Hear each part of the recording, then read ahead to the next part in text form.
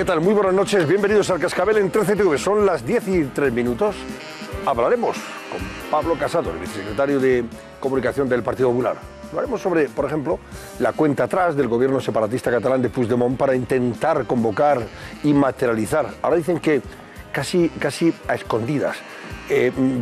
Quieren hacerlo todo de forma sigilosa, a ver si nos enteramos. Ese referéndum del 1 de octubre, no dar pistas, dicen. No nos vamos a enterar de los pasos que dan. Bueno, en cualquier caso, hablaremos sobre ese desafío separatista y también sobre la supuesta entente cordiale que han inaugurado el Partido Socialista y Podemos ayer, en la reunión en la que la portavoz de la formación morada, Irene Montero, dijo que esto ha puesto muy nervioso al PP y a Rajoy. Vamos, le tiemblan las canillas a Rajoy desde que se reunieron ayer. Le preguntaremos a Casado sobre ese particular. Y esta noche también nos vamos a ocupar de la operación que se está desarrollando todavía a esta hora, desde esta mañana, contra la corrupción, o presunta corrupción, en la Federación Española de Fútbol. Operación que está dirigiendo el juez Pedraz y que mantiene detenidos a su presidente, Ángel María Villar, que es el presidente más longevo, por cierto, de una federación de fútbol en todo el mundo mundial. Lleva 29 años en el cargo, Villar, que se dice pronto. Su hijo Gorka Villar, y el vicepresidente económico y hombre de confianza, mano derecha de Villar toda la vida de Dios, el canario Juan Padrón, que a su vez preside también la Federación Tinerfeña de Fútbol. Bueno, esa operación todavía sigue en marcha. Villar y el resto de detenidos inevitablemente van a pasar la noche en los calabozos de la Unidad Central Operativa de la Guardia Civil en Tres Cantos, en Madrid, donde mañana tendrán que ser conducidos para que les tome declaración al juez, tras un día de intensos registros, tanto en la sede de la Federación Española de Fútbol, en Las Rozas, como en los domicilios y despachos de los detenidos. El juez de la Audiencia Nacional, Pedraz, como digo, que está dirigiendo la operación, podría imputarle, fíjense ustedes, delitos de corrupción entre particulares, falsedad, administración desleal, apropiación indebida y alzamiento de bienes incluso.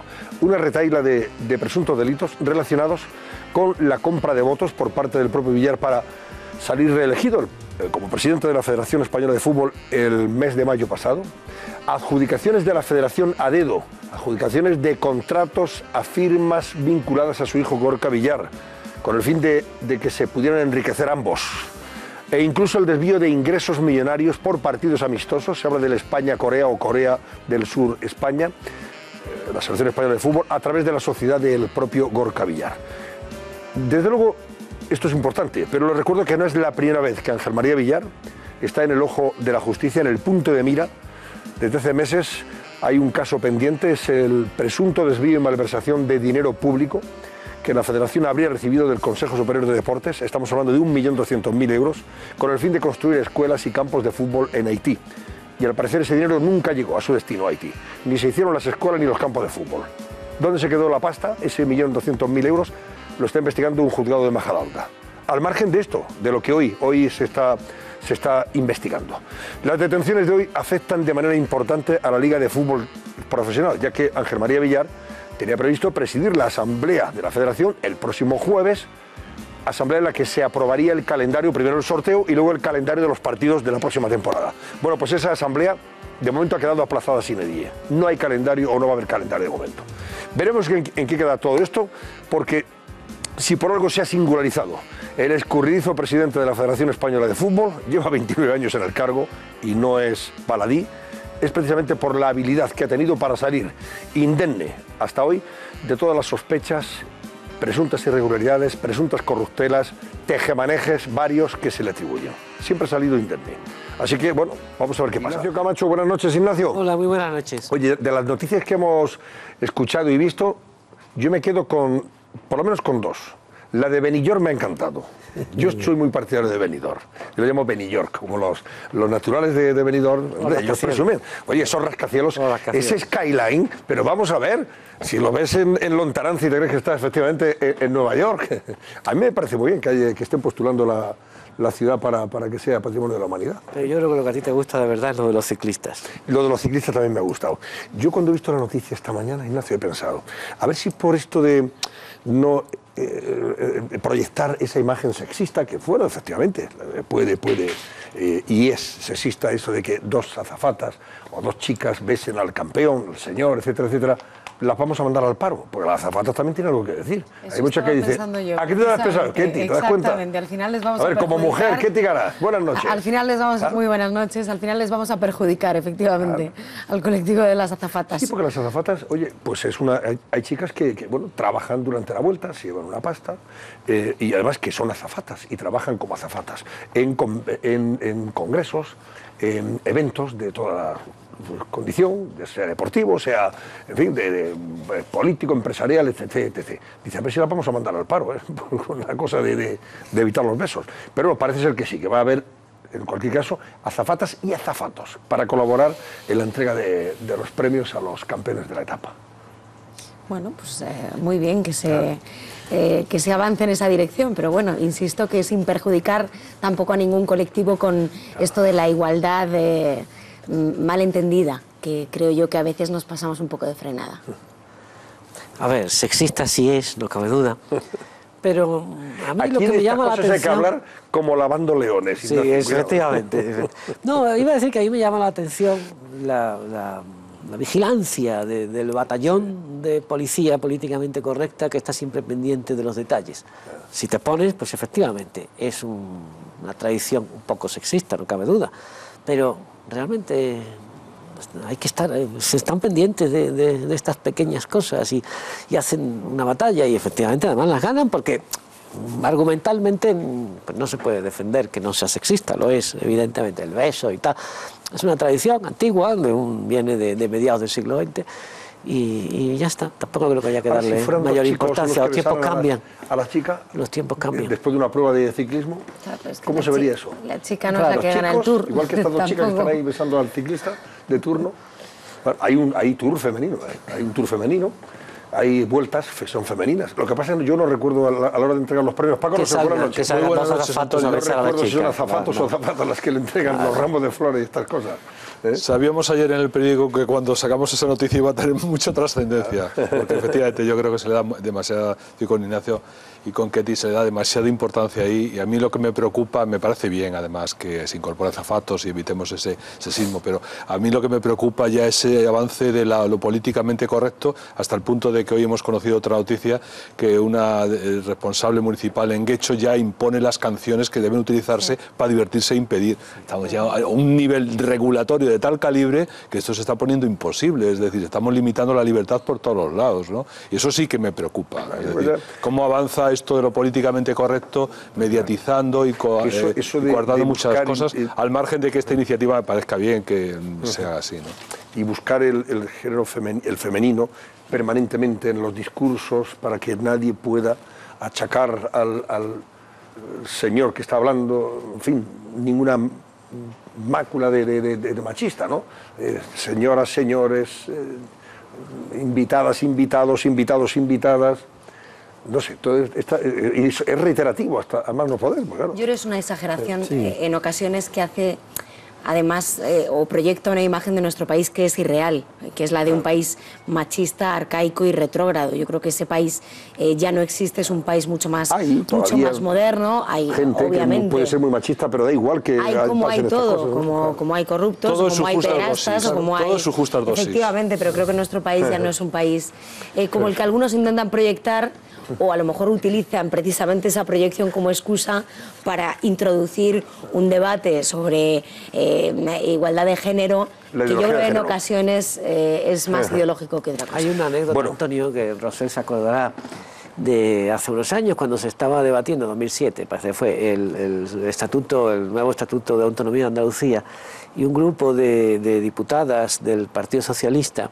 propuso cambiar el himno que escribió Blas Infante, porque la letra dice: los andaluces queremos volver a ser lo que fuimos, hombres de luz que a los hombres alma de hombres les dimos. Y esa triple repetición de la palabra hombres les chirriaba extremadamente. Entonces querían proponer, naturalmente era imposible porque musicalmente lo rompía: los andaluces y las andaluzas queremos volver a ser lo que fuimos, hombres y mujeres de luz que a los hombres... En fin, una cosa absolutamente disparatada. Pero hasta anécdota por anécdota, se la voy a pagar con otra anécdota a Ignacio Camacho, que fue con motivo de la celebración de un Día de la Mujer en Andalucía. Lo organizó la Junta de Andalucía, era entonces presidente José Antonio Griñán, y se dirigió a los que estaban allí reunidas, gente de su partido, y dijo, a sí. partir de ahora llamarme presidenta. Sí.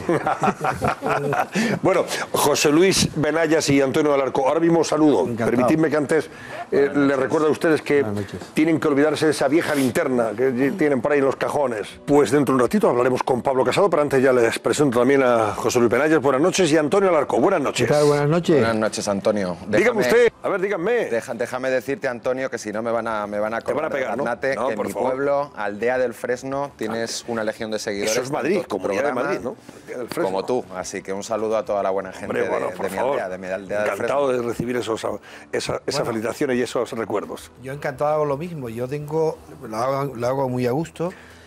Los más de 15.000 venezolanos que votaron el otro día en Tenerife, no es que vinieran a hablar conmigo, pero muchísimos de ellos se me acercaron para agradecerte de verdad a ti, a tu grupo y a esta casa, lo que están haciendo con el tema de Venezuela, el tiempo que le están dedicando y la importancia de que un medio nacional como este le esté dedicando tiempo al tema de Venezuela, porque no podemos aflojar, y lo hago con mucho gusto, porque la votación del domingo fue un éxito rotundo en Canarias, en toda España, pero en Canarias más. Luego hablamos, Antonio, de Encantado. lo último. Ya hemos escuchado antes a Maduro, ¿no? Como de nuevo, bueno. Pues, arremete contra Rajoy.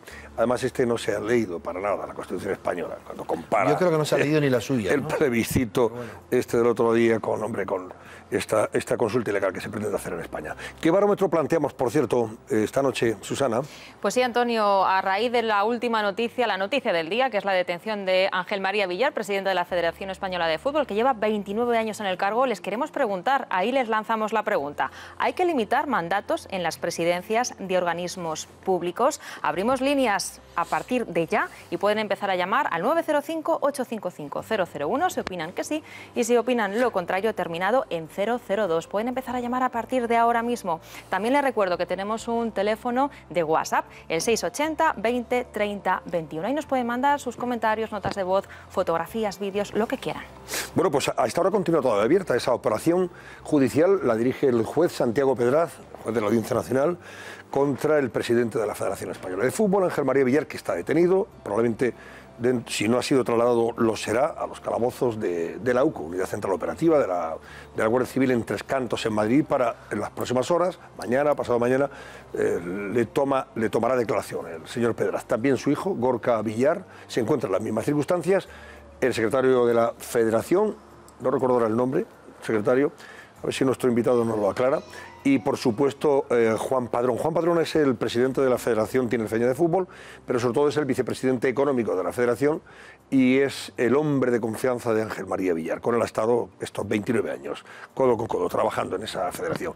Es una operación contra presuntos casos de corrupción que habrían protagonizado los tres, pero especialmente Villar padre, Villar hijo, se habrían enriquecido aprovechándose lógicamente de su posición de privilegio al frente de la Federación Española de Fútbol, ya sea comprando votos a los dirigentes territoriales para ser reelegido nuevamente presidente el pasado mes de mayo, ya sea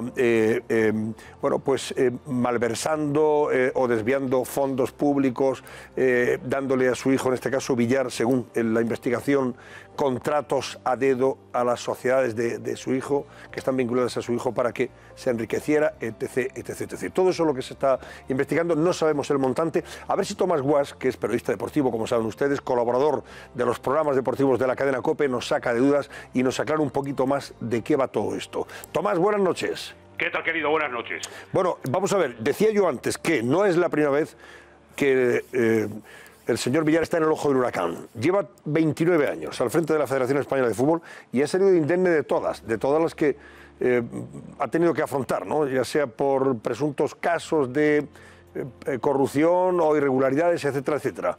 ¿Esta es la definitiva o no, Tomás?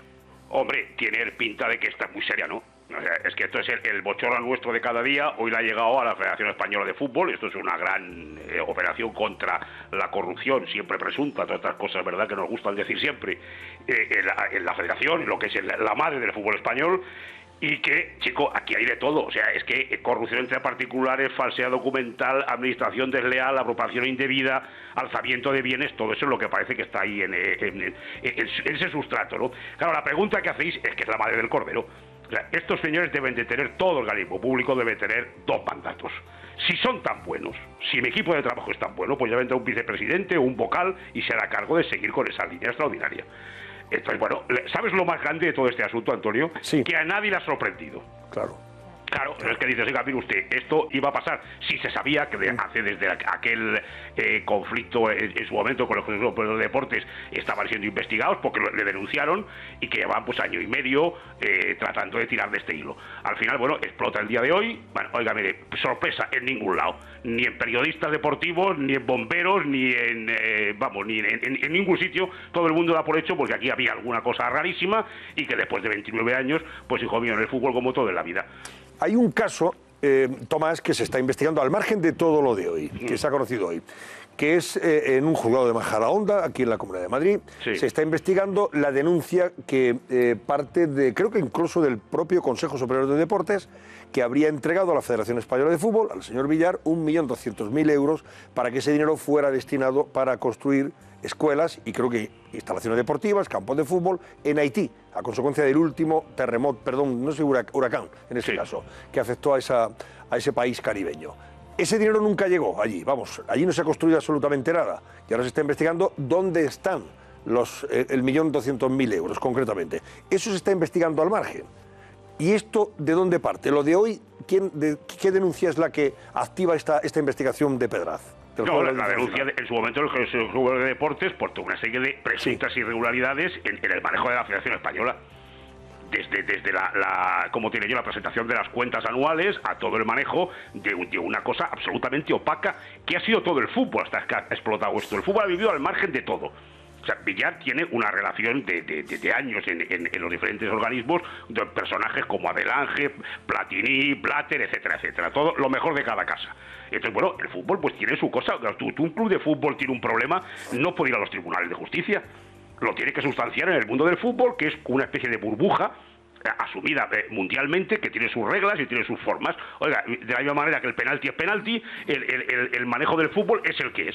Entonces, pues claro, en el momento en que hay un choque con una administración, en este caso la española, y se le piden pues toda una serie como te digo yo, de documentos y una serie de constancias de su trabajo diario, pues tiene el follón montado. Viene esa denuncia por lo de Haití, después hay un caso graciosísimo, que es que regaron España, sobre todo Canarias, donde está el señor Padrón, como tú bien decías, la mano derecha de Villar, de céspedes artificiales.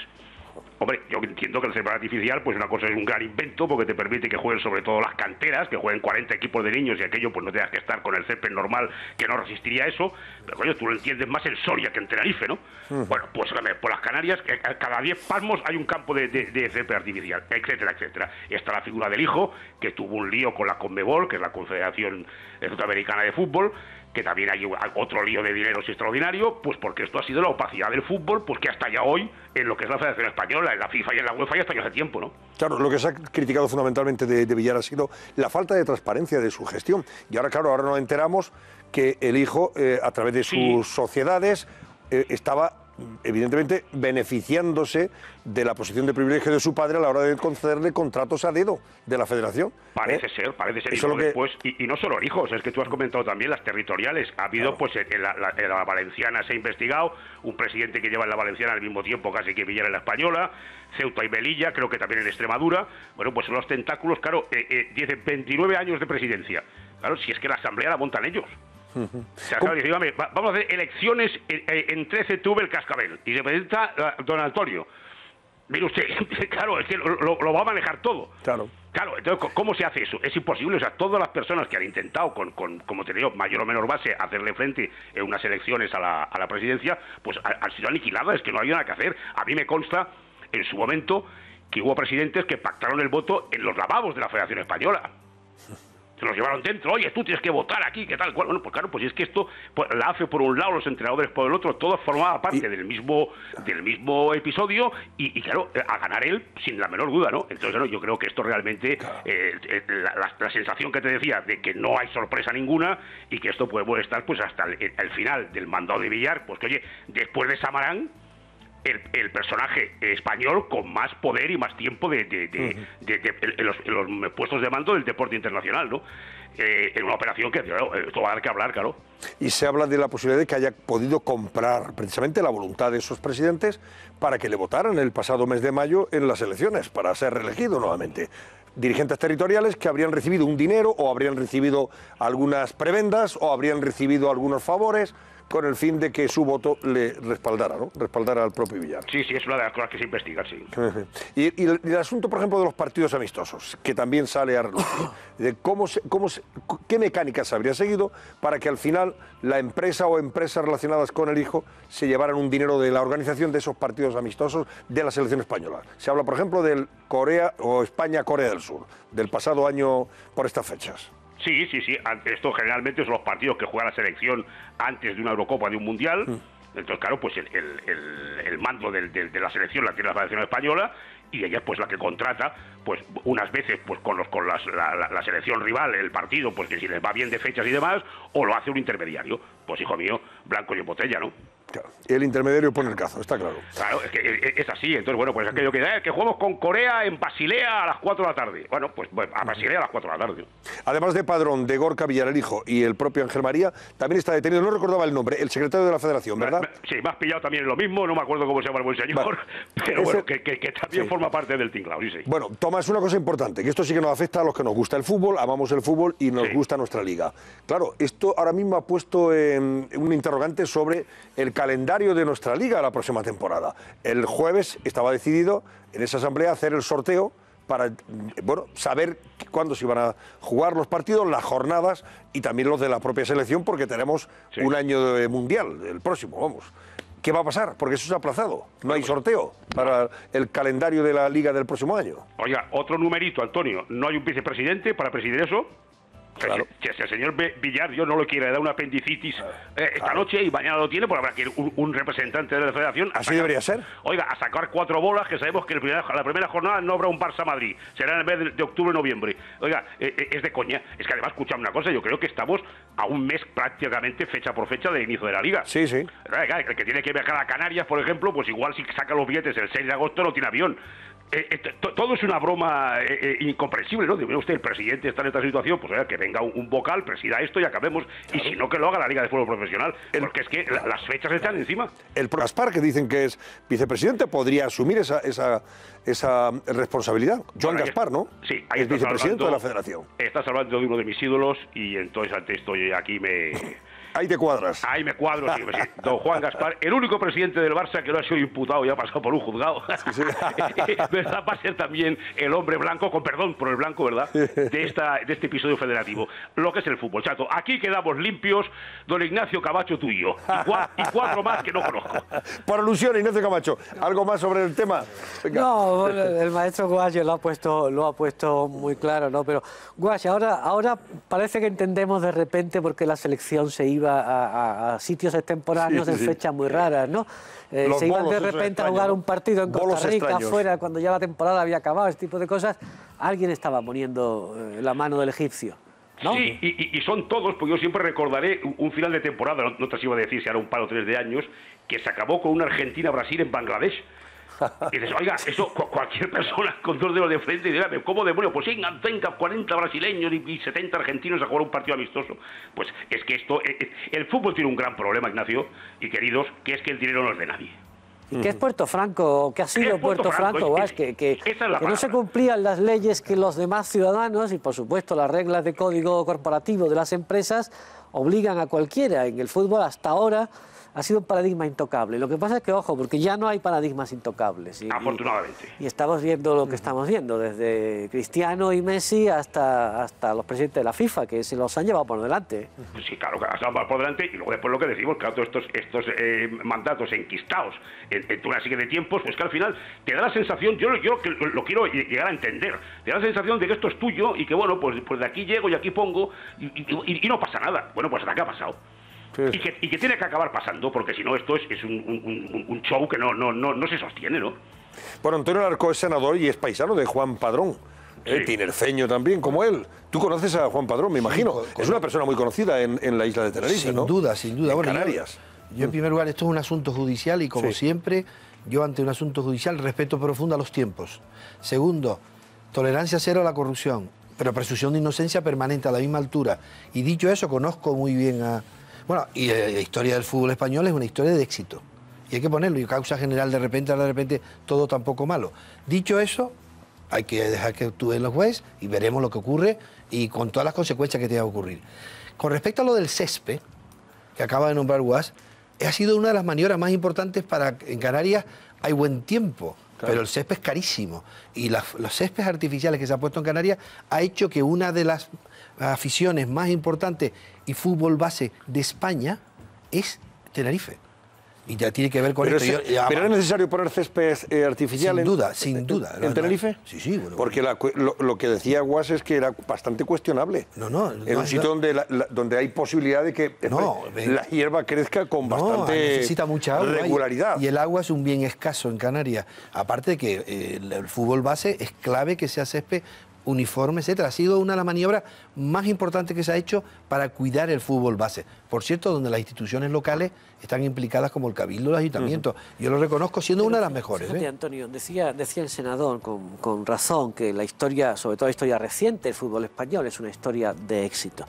Yo creo que es que ahí, sobre todo en el último ciclo, en el ciclo ganador de la selección española, como emblema de toda la organización del fútbol, es donde se parapetó Villar y donde consiguió que nadie, ningún gobierno, ni el anterior, ni los socialistas, ni el del PP, se atrevieran a descabalgarlo, porque nadie quería interrumpir ese ciclo victorioso que iba a la selección, que la selección otorgaba reputación, otorgaba marca España, otorgaba influencia, y naturalmente ahí se parapetaba. Eso no en esos términos, Ignacio. Pero sí, porque tú mismo, perdóname, déjame terminar. El anterior director general de deporte, Cardenal, lo intentó. Lo intentó a través de un funcionario. Vosotros publicáis hoy además una especie de perfil del señor Puig de la Bella Casa, que fue a por él, fue a por Villar.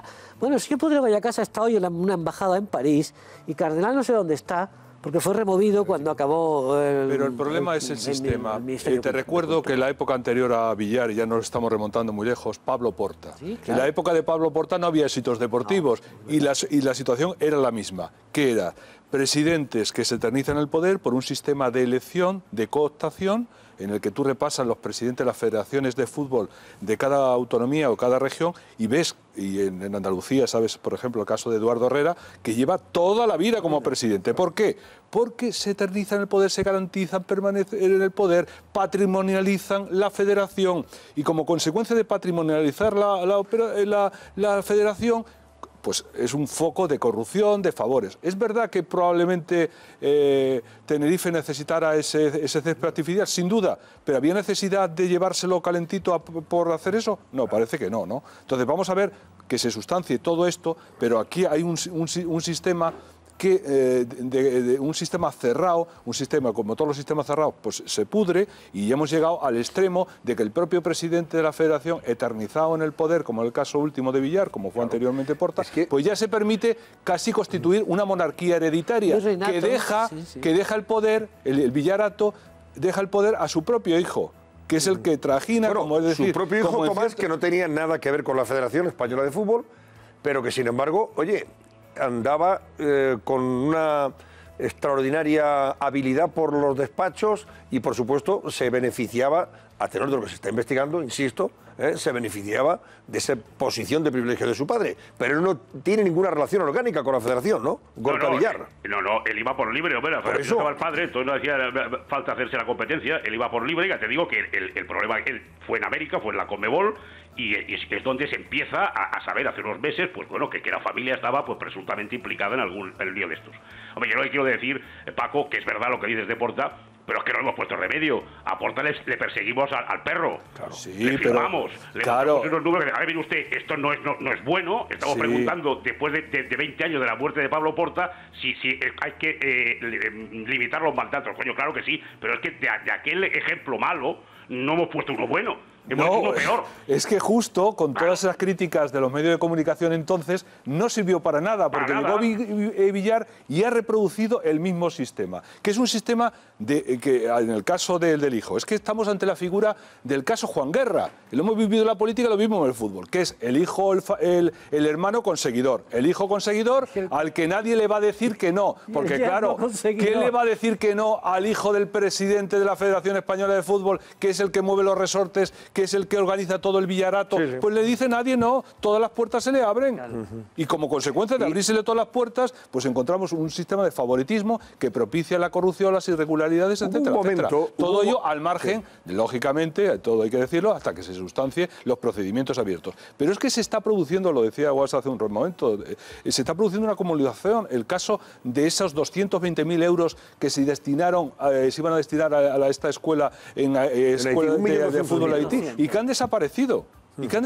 Nadie sabe nada de eso. No tiene nombre, eso ya es que no tiene nombre. Eso es tremendo. Vamos a ver, Tomás, sobre hay una cosa que sí me llama poderosamente la atención, el hecho de que en los meses previos a la reelección en mayo había un candidato que era Jorge Pérez, que había sido secretario además, creo, de la Federación, ¿no? Y había estado trabajando codo con codo con el propio Villar. Muchos años. Y había posibilidad de que Jorge Pérez desbancara a Ángel María Villar en la presidencia precisamente de la Federación. Y de pronto, inopinadamente, o no, desaparece Jorge Pérez. Es que ni siquiera se presenta, ¿no? ¿Qué pasó ahí? ¿No tenía avales? Es que es imposible. O sea, tú dime a mí, me coges cualquier persona, española o marciana, para presentar las elecciones de esta Federación Española y no puede llegar. Es que no puede llegar, o sea, es que los avales, todo lo que es el montaje de la Asamblea está organizado por el que manda, entonces es imposible. Yo le conozco de toda la vida, él trabajaba en la agencia EFE, Jorge Pérez. Sí. En los primeros ordenadores le salvé yo a la agencia EFE el Mundial de México porque se le jorobó el enganche y le di el mío. Entonces fíjate tú, hablo de años. Y él conocía esto perfectamente porque es como periodista estuvo muy en contacto con todo lo que los líos federativos y después estuvo. Es imposible. Entonces yo quiero saber ahora, en el momento en que esto que acabe, es verdad que decíamos que la presunción de inocencia y que en definitiva, todo esto llega cuando llegue. Bueno, si realmente esto acaba con el Villarato que decimos, ¿cómo se establece cómo se va a regir el fútbol a partir de ahora? Porque claro, vuelvo a lo primero, es que no ha extrañado a nadie. Y la posibilidad de limitar efectivamente los mandatos a 8 años, 10 años máximo, no sé. Son cada 4 años, ¿no? La reelección, o cada cuántos años. Sí, me parece que son cada 4 años. Cada 4 años. Bueno, pues limitarlo a 2 mandatos, dos legislaturas, si se me permite la expresión, ¿no? Claro, es que entonces te lo montan como diciendo, no, es que este equipo directivo es extraordinario y la gestión de la Federación, del Madrid, del Barcelona o de que sea, lo lleva magnífico. Bueno, pues decimos lo mismo. Oiga, pues que se haga cargo un vicepresidente a los 8 años. Es que si tan buenos son y tan bien gestionan, pues oiga, yo no pretendo otra cosa. Pero en la Federación y en todas partes, en la presidencia del gobierno, en las alcalías y en las comunidades. Absolutamente de acuerdo. Pero la limitación de mandatos es esencial para la regeneración democrática. Pero insisto en una... No, pero lo que dice Benayes tiene razón. Vamos a ver. Aquí lo que se ha criticado siempre ha sido la falta de transparencia en la gestión de la presidencia de la Federación. Y a los organismos públicos, sobre todo, también privados, yo creo que tenemos que hacer un esfuerzo todos en dotar de transparencia, presentar las cuentas, ser más transparentes todos. La limitación de mandatos per se, fíjense en Angela Merkel, por ejemplo, no tiene nada que ver con esto del fútbol, pero va a ir por el cuarto y lo va a sacar holgadamente. El problema de la elección, un segundo y acabo. El problema en la elección de la Federación Española de Fútbol, igual lo sabe perfectamente porque hace un seguimiento minucioso de todo ese mundo, no es solamente la limitación de mandatos que mejoraría las cosas, sino que es un sistema de cooptación. Es decir, al presidente le sustituye un secretario al que se va poniendo la sucesión, etcétera, etcétera. Es un mundo cerrado absolutamente que se va reproduciendo entre ellos mismos. Ese es el error de base. Bueno, voy a pedir a Tomás que tiene que comparecer en la COPE dentro de un ratito, ¿no? Esta noche tienes además tarea. Tomás. Sí, hombre, ahora parece ser que marean con Neymar, que la gente de Neymar dice que no se va a ir del Barça, pero entonces hay un brasileño que dice que se va en 15 días. ¿Pero qué me dices? La verdad que el Barça puede perder a Neymar. No, hermano, a ver, que se va a París. Ha salido hace dos días un periodista brasileño diciendo, agarraros a la mesita, que el Paris Saint-Germain pagaría 222 millones de euros al Barcelona, que es la cláusula de rescisión de Neymar. el entorno de Neymar lo desmiente, que no es verdad y que el chico está felicísimo en Barcelona. Pero es que este ha vuelto a salir esta tarde diciendo que en 15 días lo pagan. Vaya. Entonces, claro, estamos en una situación absolutamente... A todo esto Cristiano no habla, Camacho. Es una locura. Y sin calendario, y sin calendario para la Liga. Claro, aquí me están cogiendo mensajes porque esto del cascabel se ve y hay uno muy divertido que dice, bueno, si no hay calendario el Madrid sigue siendo campeón de Liga. Digo, sí. Yo que sí. Bueno, Tomás, un abrazo fuerte. Muchísimas gracias. Igualmente, hombre. Tomás Guas, ha sido un placer como siempre. Sobre este asunto, Adrián Naranjo ha visitado algunos de los lugares, puntos calientes de la investigación, para concluir el asunto, el tema, donde la Guardia Civil en este caso, el juez Pedraz, ha estado investigando, ha estado sacando documentos, buscando, indagando, etc. Vean. En este punto que ven, en el barrio madrileño de Las Ventas, comenzaba puntualmente a las 8:30 de la mañana los registros en el domicilio de Ángel María Villar. El presidente ha estado presente en todo momento. Los agentes se han llevado numerosa documentación. Pasadas las 3 de la tarde llegaba hasta la ciudad del fútbol.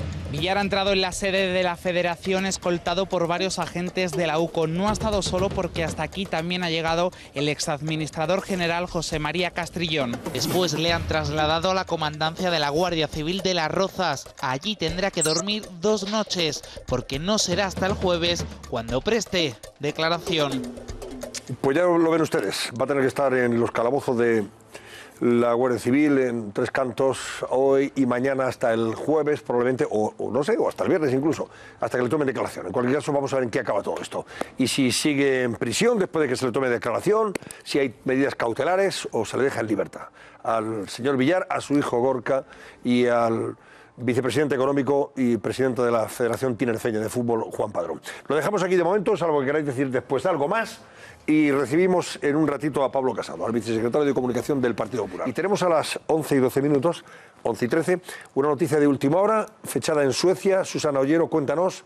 No sí, está Antonio, en todas las páginas de los periódicos, en las ediciones online de los periódicos, pero sí en alguno. A ver, cuéntanos. En Twitter ya aparece en varias ediciones digitales de varios medios de comunicación, y es que un automóvil ha embestido a un grupo de gente en la puerta de un supermercado en Suecia. Hay, de momento, 2 heridos. Ha ocurrido en la pequeña ciudad de Ullared, a 470 kilómetros de Estocolmo, y el conductor iba armado. Ha sido arrestado con una lata de combustible en sus manos. Aquí podemos ver la fotografía de los momentos, instantes después de que ocurriera el suceso. La policía y los bomberos frente a la tienda, ahí lo tienen. El automóvil arremetió contra algunas personas, dejando 2 heridos leves frente a este supermercado, y los clientes de una de las tiendas, una de las más importantes del pueblo, de este pueblo del sudoeste del país, han corrido aterrorizados. Imaginaos los instantes de terror que se han debido de vivir esta misma tarde. Acaba de suceder.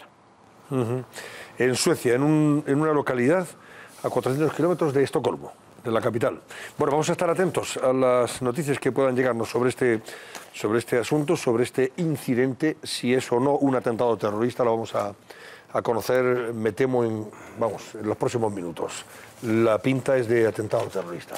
Parece ser que el sujeto en cuestión, que iba cargado con ese bidón de gasolina, ha arremetido a esas personas con un coche, algo que ya hemos visto en otro momento, desgraciadamente, en Múnich, en Berlín, lo vimos en Niza y en otros puntos bueno, y también en Londres, sin ir más lejos, y estamos viendo que es una de las posibilidades que utilizan los terroristas yihadistas para cometer sus acciones criminales. Bueno, esta noche hemos invitado a Pablo Casado, vicesecretario de Comunicación del Partido Popular. Buenas noches, Pablo. Buenas noches. Estaremos atentos a esta información de última hora. Vamos a ver qué pasa. Muy mala noticia, si se comprueba, ¿no? Ojalá que no, en fin, que no vaya más y que quede la cosa en estas 2 personas de momento heridas. Bueno, Pablo, vamos a ver.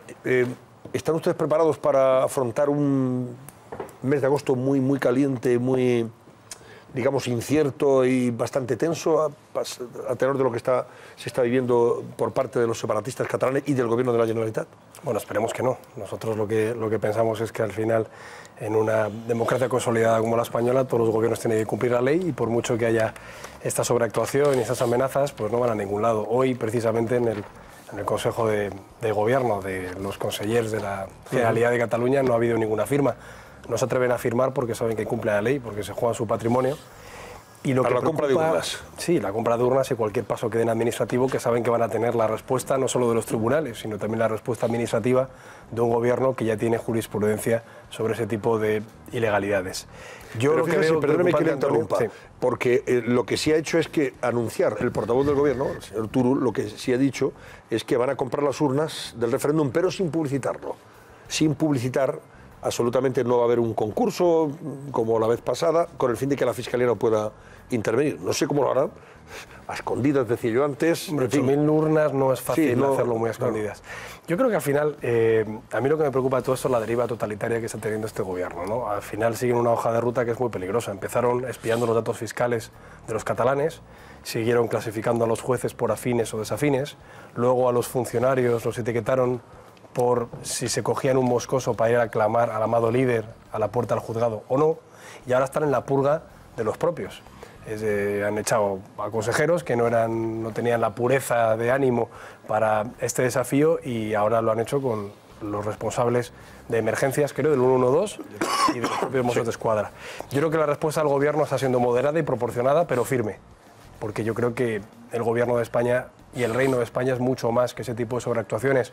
Lo que estamos diciendo es que se va a responder solo con la ley, pero con toda la ley. Y como la ley en España previene de cualquier intento de una administración pública o de algún funcionario público de incumplir la Constitución y la ley, pues a buen entendedor pocas palabras bastan. Aún así, lo que creemos es que se están quedando colgados de la brocha, que el apoyo social se está diluyendo, que el discurso de la afrenta presupuestaria respecto al resto de España ya no tiene sentido, que la mala gestión y los casos de corrupción de la propia Generalidad les está dejando sin argumentos y que se está deshilachando el bloque de partidos que confrontaban el Junts pel Sí. No se fían entre ellos, se van pisando la manguera. Hemos visto a Junqueras y a Puigdemont desconfiando, van hasta las entrevistas juntos. Estamos viendo cómo Unió ha desaparecido, cómo Convergencia se está quedando en la cuarta parte de apoyos electorales, cómo la CUP ya se está mostrando como un partido antisistema, cómo hasta Podemos ya está recelando y cada día dice una cosa y la contraria. Y nosotros tendemos la mano, primero a la sociedad catalana, que no tiene la culpa de tener estos gobernantes irresponsables, pero luego también a los partidos constitucionalistas, a Ciudadanos y al PSC.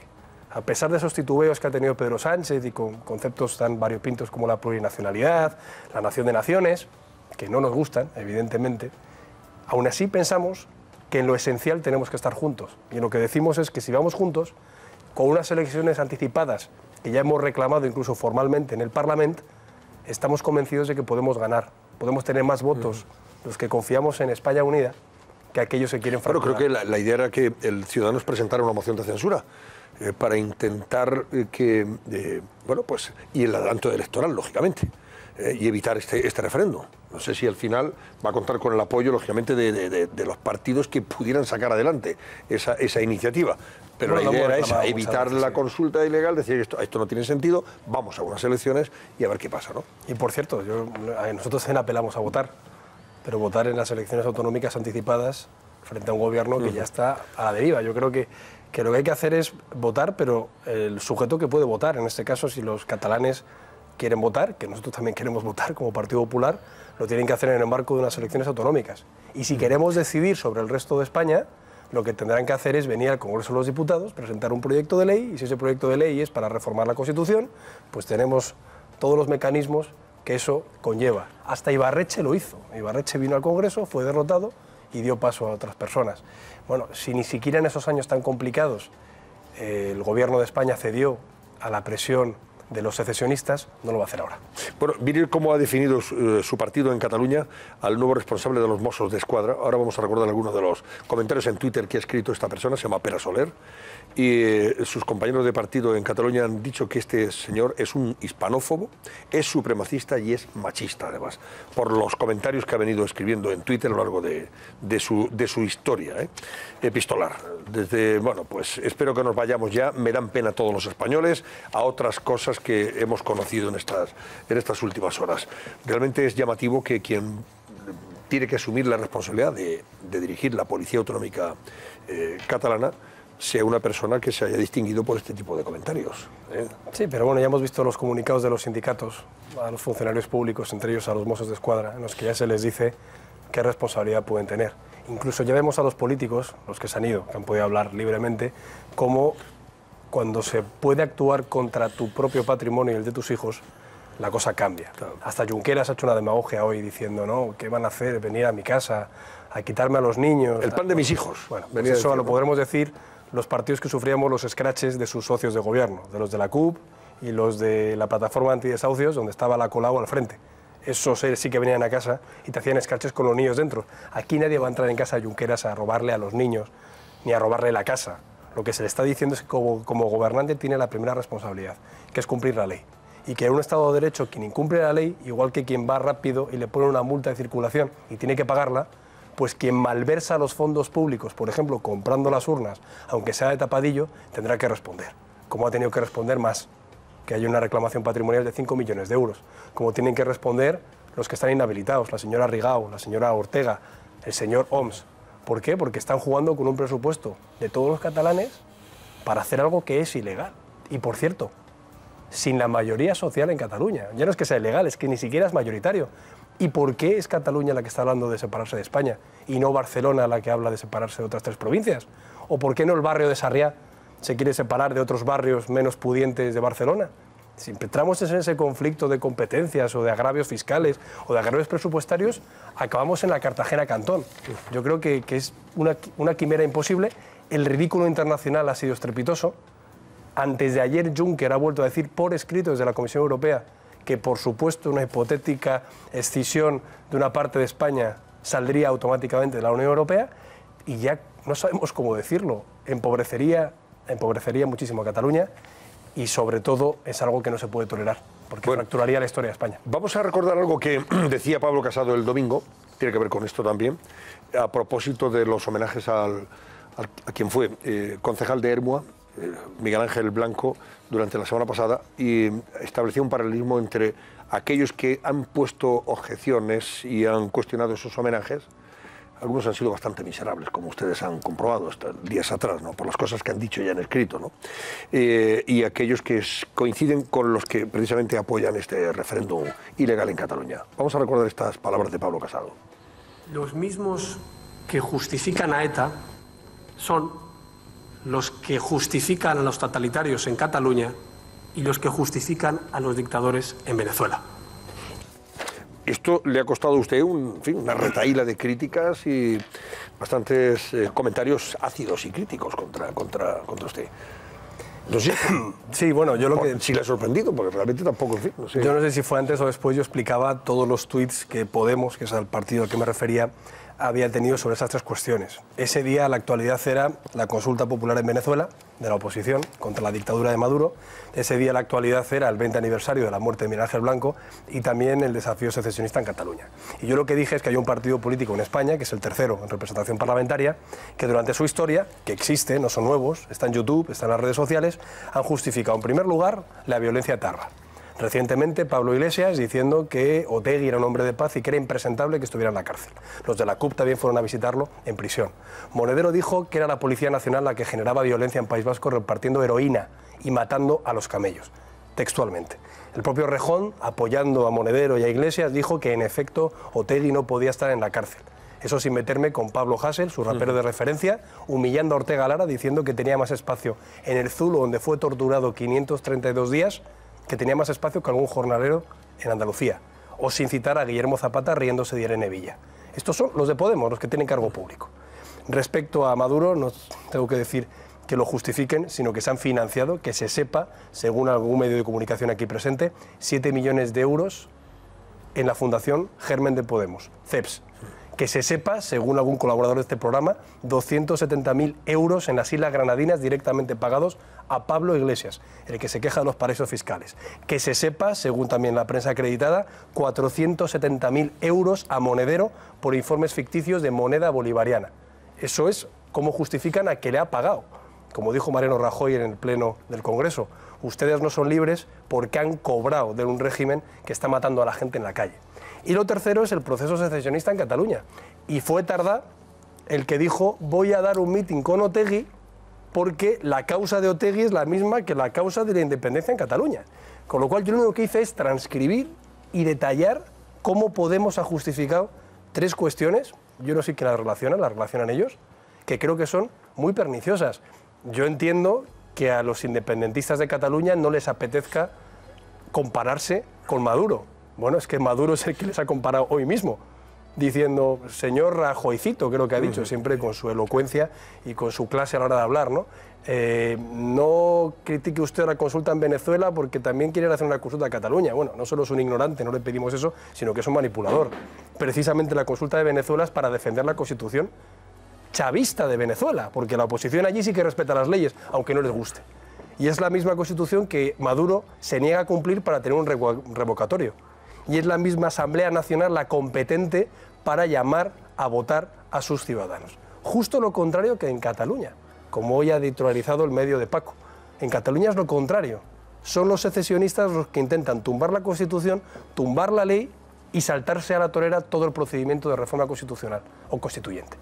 Pero, insisto, yo no he hecho esa comparación, la ha hecho Maduro, y yo no he justificado con mi opinión, sino con tuits y con hemeroteca, lo que Podemos ha opinado y ha justificado de esas tres cuestiones que, en mi opinión, son no solo de actualidad, sino de la máxima preocupación para los españoles. Bueno, vamos a ver, Pablo Casado, os doy la palabra ya, a vosotros también, pero como tenemos que ir a la publicidad, sí le voy a preguntar a Pablo Casado antes, si está usted temblando, tiene usted flojedad en las piernas. No. ¿Sabe por qué lo pregunto, no? No. ¿No escuchó usted ayer a Irene Montero? Ah, es verdad. Bueno, Irene Montero es la portavoz de Podemos. Sí, como dicen otras cosas todos los días. Al término de esa reunión de los equipos del PSOE y de Podemos, para poner en marcha esta mesa de coordinación parlamentaria, dice, a partir de ahora sí que le va a entrar el nerviosismo ya a Rajoy y al PP. Que tiembla. Además está muy nervioso, dijo, ¿no? Exactamente. Y yo dije, esta noche no duerme Rajoy en la Moncloa. La última vez que le dijeron a Rajoy que estaba muy nervioso y que iba a estar muy tenso fue en la moción de censura, y creo que salieron mal parados los Perón de sus 5 horas de debate. Les dio un repaso importante. Yo pensé, esta noche la gente del PP está temblando. Entonces puedo ir a Irene Montero. Vamos a recordar, y ahora le preguntamos. A ver. Dos formaciones políticas que pueden prefigurar un gobierno alternativo al de Mariano Rajoy sean capaces de tener una mesa de colaboración parlamentaria en la que trabajan y fortalecen acuerdos y en la que también gestionan sus desacuerdos, gestionan sus diferencias, creo que va a poner muy nervioso al Partido Popular, creo que va a poner muy nervioso al señor Mariano Rajoy. Están ustedes nerviosos, ¿no? Claro. Yo, mesa de colaboración parlamentaria. Si puedo decir una cosa, Antonio, los que se pusieron muy nerviosos fueron 850.000 españoles que después de los paseitos de Pablo Iglesias y Pedro Sánchez a partir de diciembre del 2015 decidieron apoyarnos más que no habían hecho. Es decir, 800.000 personas nos apoyaron en junio del 16 en las segundas elecciones que no lo habían hecho en diciembre del 15, cuando vieron verdaderamente que ese pacto en el que Pablo Iglesias le pedía hasta el cuello la camisa a Pedro Sánchez y que Pedro Sánchez no suscribió porque no le dejó su comité federal, bueno, pues dijeron, oiga, vamos, más vale que vayamos a manos expertas y más vale que el Partido Popular tenga más apoyos para poder gobernar, como finalmente se pudo hacer gracias a la responsabilidad del PSOE que gobernaba entonces en Ferraz. Ahora, insisto, nosotros seguimos confiando en que el Partido Socialista será lo suficientemente responsable, no solo en el desafío de los secesionistas en Cataluña, como ya he dicho, sino también en no permitir que el modelo de Podemos llegue a mandar en España. Digo a mandar porque al final cuando pactan los de Podemos, aunque esté el PSOE al frente, como ha pasado ahora en Castilla-La Mancha, o como ha pasado en Extremadura, o como ha pasado en tantos sitios, en Valencia, en Aragón, al final manda Podemos.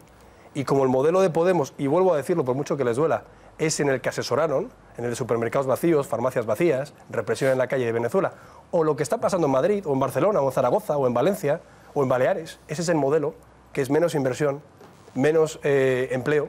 Bueno, pues ellos verán. Yo sinceramente confío en el que el PSOE no cometa ese error y que cuando acabe esta sobreactuación por sus procesos internos vuelva a la socialdemocracia moderada que le permita escapar de la crisis de los socialistas europeos. Han desaparecido en Francia, han desaparecido en Grecia, van por el camino en Italia.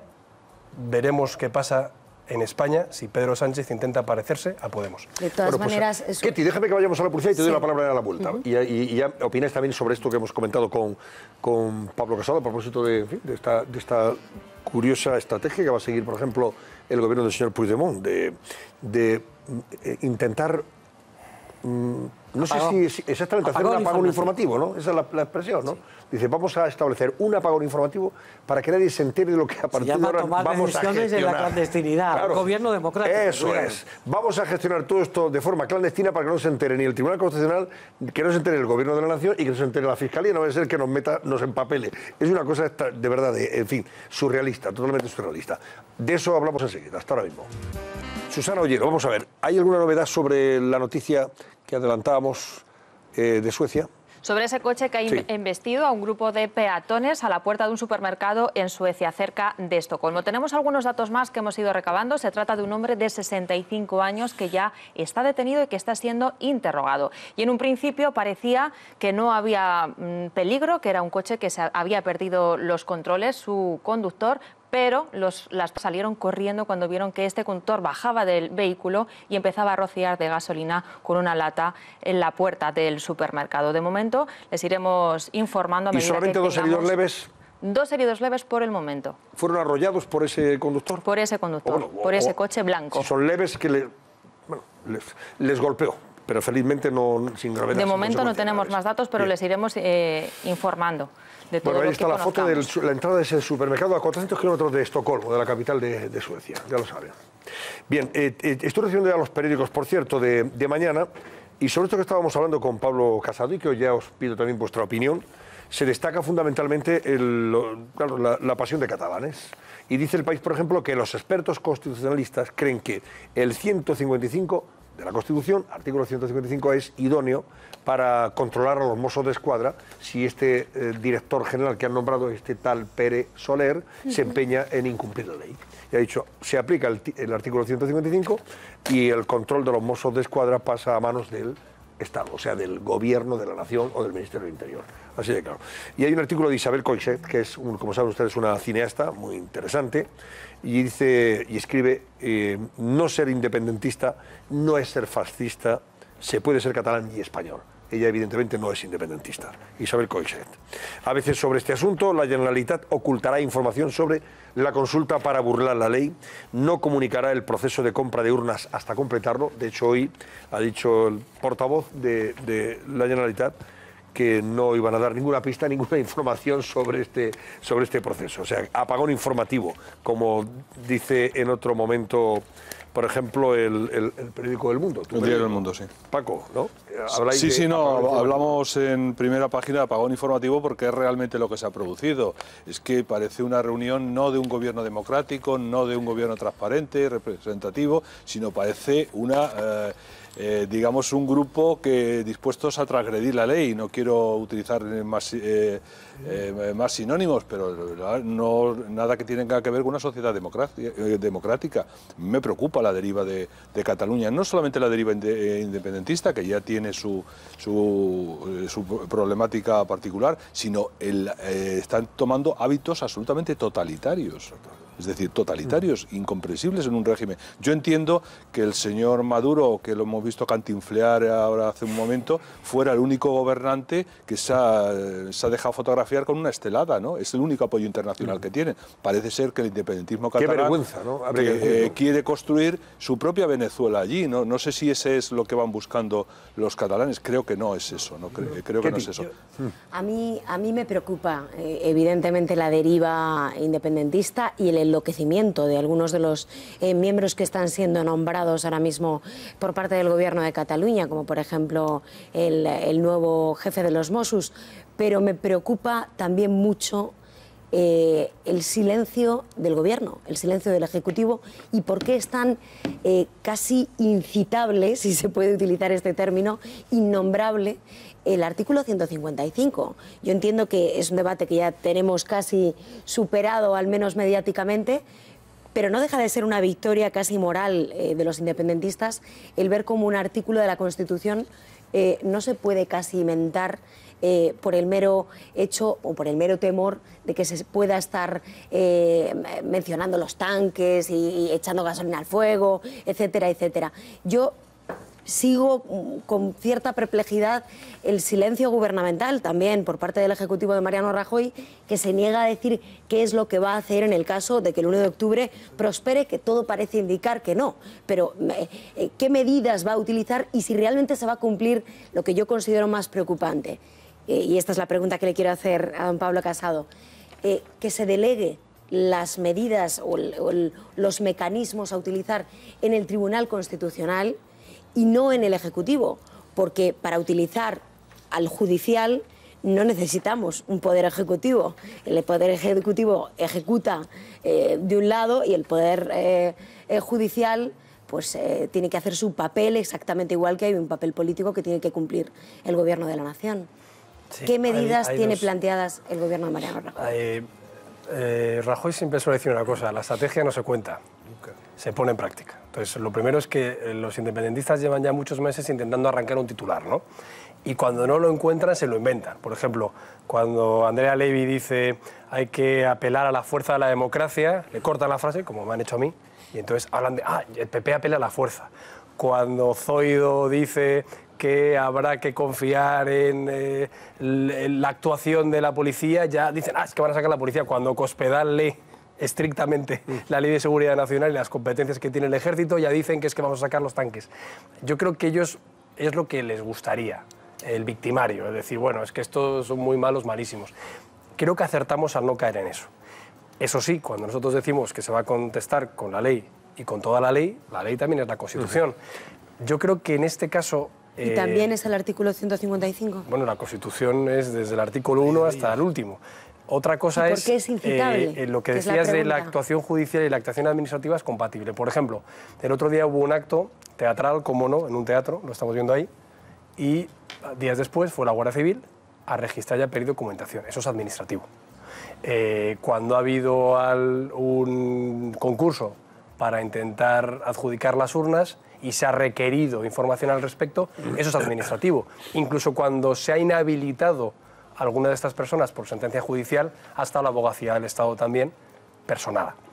Yo creo que es compatible, pero sobre todo la reforma que se hizo para poderse ejecutar las sentencias del Tribunal Constitucional, lo que hace es que en esta ocasión, a diferencia de hace 3 años, ya hay una jurisprudencia por la cual directamente esas sentencias se pueden ejecutar. Y eso lo saben, por eso no firman, por eso no van más allá, por eso andan purgando a cualquier disidente internamente o andan ocultando las actuaciones que puedan hacer, porque saben que van a tener unas responsabilidades inmediatas y saben que ya tienen a 5 inhabilitados, saben que ya tienen las cuentas quebradas y saben sobre todo que esto va en serio. Entonces yo sí que creo que es compatible la firmeza y el no andar facilitando los titulares que ellos buscan para intentar crispar la calle. Más quisieran ellos volver a esa crispación de los años en los que su manipulación, sus embajadas, sus canales de televisión pública ocultaban lo que está pasando. Sí, pero me tiene que reconocer, señor Casado, que en parte es una cierta victoria moral de su lado, el no poder, el asumir toda la ciudadanía española que el artículo 155 mejor vamos a dejarlo en la nevera porque es provocarles y que por lo tanto es papel mojado, aunque solo fuera un artículo de la Constitución. Eso lo ha hecho el Partido Socialista. O sea, el Partido Socialista ha dicho eso. Pero por ejemplo, Felipe González... La portada del País hoy es bastante evidente. Felipe González, no es lo que dice el gobierno. Recientemente en una charla que tuvo lugar en el periódico de Ignacio, con Aznar y con Zapatero, dijo que 155 está ahí para aplicarse, lo ha dicho mucha gente. Lo que creo que acierta el gobierno es no decirlo al gobierno. ¿Por qué? Porque entonces es cuando mitificarán el artículo de la Constitución. Y por cierto, porque ojalá no haya que utilizarlo y porque pensamos que no va a haber que utilizarlo, porque se puede administrativa y logísticamente evitar lo que está pasando. Ahora bien, si hoy, como ha dicho el ministro Zoido y el ministro de Justicia también catalá, los Mossos confiamos en que actúen de acuerdo a sus responsabilidades y obligaciones. Eso es lo que confiamos. Y los portavoces sindicales de los Mossos, desde luego, están en esa línea, de neutralidad política y de respeto a la ley. Yo también tengo que preguntarle Paco, un momentito, a ver, José Luis Benaya, venga. Yo también si quiero pasamos a otro tema, también como le preguntaba a don Pablo Ketty por el silencio del gobierno, yo le quiero preguntar por el silencio del gobierno de otra manera. Digamos que, a mi juicio, el Gobierno en la anterior legislatura ha estado de perfil con este asunto. Es una valoración personal, ya me cuenta sus impresiones. Y ahora, efectivamente, se lanzó la llamada Operación Diálogo, con la vicepresidenta Santamaría al frente, que se ha ido apagando por, efectivamente, una deriva absolutamente radical de un Gobierno que parece haber enloquecido. Ahora bien, al margen de la actuación en los tribunales, al margen de lo que ustedes tengan que hacer con la Constitución, sea con el artículo 155 o con el que corresponda, ¿van a presentar ustedes algún tipo de iniciativa, algún tipo de plan para seducir a los 2 millones de catalanes que hoy por hoy ya no se sienten españoles y han desconectado del todo de nuestro país? Bueno, por partes. Yo creo que esos catalanes, hay cierto suflé, que tampoco hace unos años estaban, solo que cuando vas invirtiendo en las diadas y en las manifestaciones y en los agravios y las batas blancas, las camisetas verdes, la plataforma antidesahucios que cercaba el Parlamento en 2010, hábilmente el nacionalismo los ha llevado a la confrontación ya no de la quiebra de servicios básicos, sino independentistas frente a constitucionalistas, esas cuestiones van bajando. Yo me acuerdo cuando en el País Vasco se dijo no a Ibarretxe, decían, no, esto va a ser insoportable, la Kale Borroka, va a arder el País Vasco. Pues no, no arde el País Vasco. Ustedes criticaron que Ibarretxe acudiera al Congreso, no sé si se acuerda. Han evolucionado ustedes y ahora invitan al señor Puigdemont al Congreso. No pudimos criticarlo porque lo que le dijimos a Ibarretxe es que venía al Congreso para debatir y para votar. Sí, lo hicieron, pero fueron muy críticos. Lo que criticamos es que se venga al Congreso solo a hablarlo. Pero respecto a la Operación Diálogo, la Operación Diálogo lleva existiendo desde que hay Estado autonómico en España. De hecho, no hay países federales con tantas transferencias como el Estado autonómico que consagra la Constitución, de la que vamos a cumplir ya 40 años. Rajoy y el Gobierno han estado en Cataluña 130 veces en lo que va de año. 130 veces, no es la vicepresidenta, que está haciendo una labor estupenda, no solo porque es la vicepresidenta, sino porque es la ministra de las Administraciones Territoriales. Lo hace muy bien en Cataluña, lo hace en Murcia, lo hace en Castilla y León y en Valencia. Pero es que además las inversiones que se han anunciado en infraestructuras, que no son nuevas, ahí está el Prat, ahí está el Puerto de Barcelona, ahí están las 4 capitales catalanas conectadas por alta velocidad, pero el corredor mediterráneo en el que ya se han invertido 6.000 millones de euros y que se va a seguir invirtiendo, o la inversión en rodalías, se ha anunciado en Cataluña.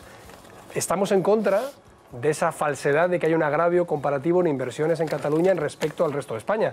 Pero si hubiera alguna duda al respecto, este año se han anunciado inversiones que son necesarias, no lo hacemos por una cuestión No le hablo exclusivamente, señor Casado, de dinero. A efectos de financiación autonómica. Nosotros dijimos en la conferencia de presidentes en el Senado, a la cual no vino el señor Puigdemont, que queríamos una nueva financiación autonómica para toda España, porque sabemos que ni gusta en Cataluña. Por cierto, la actual se pactó bilateralmente entre Zapatero y Mas en las noches largas de la Moncloa a espaldas de sus propios partidos. Pero aún así sabemos que no ha gustado ni en Cataluña, igual que no gusta ni en Valencia, ni en Baleares, ni en Madrid, porque el criterio demográfico está pesando negativamente a la hora de financiar los servicios sociales. ¿De acuerdo? Y nosotros lo que hemos dicho es vamos a empezar, ahora que hay mayor recaudación, a pactar un nuevo modelo de financiación autonómica. El problema es que no están viniendo.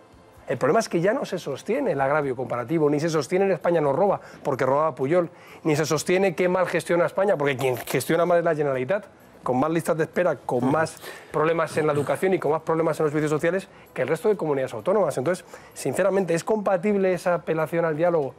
No solo es compatible, es necesaria. ¿Qué culpa tienen los catalanes del gobierno que tienen? Los que no les votaron. Ahí tiene que estar el gobierno de España, con el FLA, con 70.000 millones de euros que se han dado para financiar los servicios básicos. Es que yo estoy de acuerdo en que eso se haga. Para empezar, porque de ese FLA hay mucho dinero de catalanes que pagan más impuestos que cualquier otra región de España. Ahora, que no nos digan que este gobierno no dialoga, que este gobierno no es absolutamente permeable a las necesidades de Cataluña. Otra cosa es que a ellos no les interese que se vea esa imagen. A ver, brevedad, por favor, que estamos fuera de tiempo. Ignacio y Antonio, venga, y Paco, venga, rápido. Sí, venga. Bueno, tanto da. Yo no quería... es evidente que si preocupa la deriva del independentismo, a mí lo que realmente me preocupa es la respuesta que se le dé de los partidos constitucionalistas. Y enlazo un poco con la pregunta que hacía Ketty del artículo 155. El artículo 155 me parece, pues ahí están los expertos, perfectamente aplicable para la situación actual. Pero no es un problema de los expertos. Pueden decir que tienen algunas dificultades de operatividad, que requiere un tiempo, como explicaba el otro día en un artículo en El Mundo Jorge de Esteban, sino a mí me da la sensación que el Partido Popular ha renunciado a aplicar el artículo 155 porque lo tendría que aplicar él solo sin apoyo del Partido Socialista. Y no quiere tomar una decisión de ese calado sin el apoyo del Partido Socialista. Y esto me lleva a otro asunto. ¿Ustedes creen que el Partido Socialista está tomando una posición de equidistancia que se ha expresado, por ejemplo, en la declaración de Barcelona, fruto de la reunión que hubo este fin de semana entre el Partido Socialista, Pedro Sánchez, y el PSC de Miquel Iceta? Sí, yo creo que no se puede soplar y sorber al mismo tiempo. Pedro Sánchez lo está intentando hacer y hay que reconocerle cierto mérito, pero claro, defender la plurinacionalidad, que solo la tienen en el mundo un Estado como el de Bolivia, al cual yo no me querría parecer, o defender esa nación de naciones o ese derecho a decidir, como algunos del PSC, propia Nuria Parlon, que solo existen 3 constituciones en la historia, la de Yugoslavia extinta, la de la Unión Soviética extinta y quiero recordar que la de Etiopía. Bueno, es que si el Partido Socialista tiene esas referencias, apague y vámonos. Yo prefiero la socialdemocracia europea, donde el señor Martin Schulz o el señor Timmermans dicen claramente esto no va a pasar. Para empezar, porque sería un precedente muy peligroso para los corsos en Francia, para la Liga Norte Italiana, para el problema que hay en Escocia, para los problemas que hay en algún Länder alemán. Es decir, no estamos en épocas de construir fronteras, sino en la globalización y en las construcciones supranacionales como la europea. Yo sí que coincido contigo, Paco, en que a mí me preocupa esa deriva, y yo lo que quiero pensar, a lo mejor peco de bien intencionado, es que es fruto de los líos que tiene todavía Pedro Sánchez a nivel regional. Le acaban de ganar los congresos regionales este fin de semana, por ejemplo en Valencia, y quizá, igual que decía antes, que sobreactuaba con su radicalidad de izquierdas para frenar los votos que se van a Podemos, a lo mejor intenta contentar al PSC porque sabe que ha ganado gracias al PSC frente a las federaciones andaluzas, extremeñas y de Castilla-La Mancha. Y yo quiero pensar que en las conversaciones que ha tenido con el presidente del Gobierno, o las conversaciones que el señor Iceta ha tenido, por ejemplo, con la vicepresidenta o con el Partido Popular en Cataluña, en lo esencial estemos de acuerdo. Por eso yo creo que si hay que aplicar alguna medida, se aplicará con el punto del Partido Popular aparque la posible, la aplicación del artículo 155 porque no cuenta con el apoyo del Partido Socialista, que además lo explicitó precisamente Margarita Robles a la salida de la reunión que tuvieron tanto Mariano Rajoy como el propio Pedro Sánchez. ¿Eso le impediría al Partido Popular utilizar el artículo 155? Yo coincido con el artículo que se escribió por parte de Jorge, que lo que venía a decir, lo primero es que el artículo 155 no supone la supresión de la autonomía, supone la recuperación de la autonomía. Aquí el problema es que quien se ha cargado la autonomía es la Generalitat de Cataluña, o sea, porque tenían unas competencias absolutamente consolidadas, absolutamente generosas en términos de derecho comparado internacional de otros estados federales, o ya ni decir centralistas, y yo creo que ahí se ha mitificado esa medida. Lo que creo que acierta el Gobierno y el Partido Popular es en no entrar en esa mitificación, ni decir lo que se va a hacer e incidir en de lo que se tiene que hablar es lo que no se tiene que hacer. O sea, ¿por qué estamos hablando de no?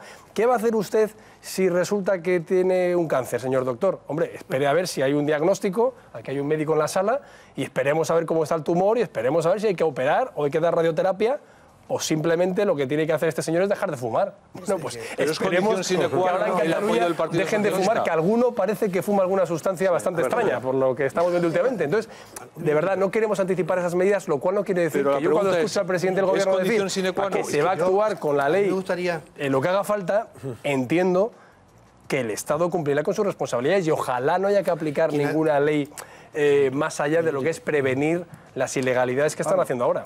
Yo me gustaría un minuto, si me lo permite, Antonio. Pero un minuto, por favor, y luego Ignacio. En primer lugar, es lo que quien ha dicho al artículo 155 que no directamente ha sido el señor líder del Partido Socialista.